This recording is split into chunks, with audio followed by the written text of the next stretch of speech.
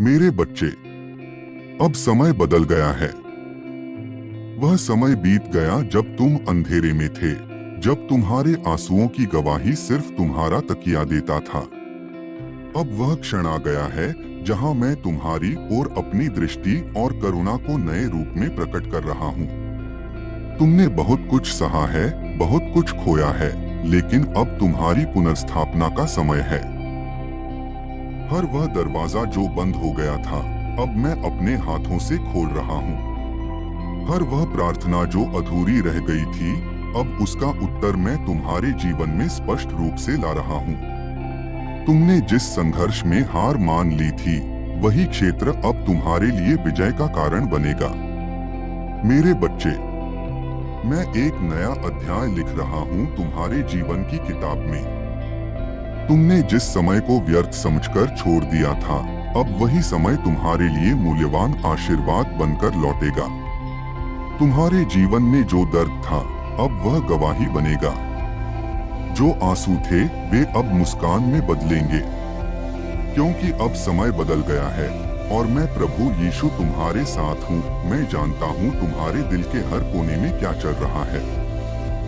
तुम्हारी चुप्पी, तुम्हारे भीतर का संघर्ष, तुम्हारे सपने, मैं सब जानता हूँ। मेरे बच्चे, तुम अकेले नहीं हो।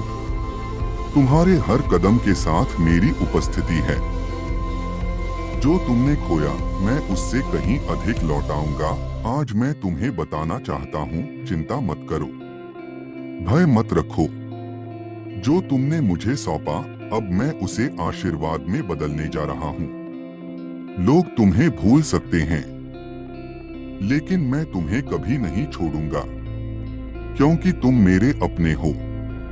तुम मेरी संतान हो। जब दुनिया ने तुम्हें कमजोर समझा, तब मैं तुम्हारी ढाल बना रहा। जब किसी ने तुम्हारे दर्द को महसूस नहीं किया, मैं तुम्हारे पास था, तुम्हारी हर सिसकी सुन रहा था। अब वह समय बदल चुका है।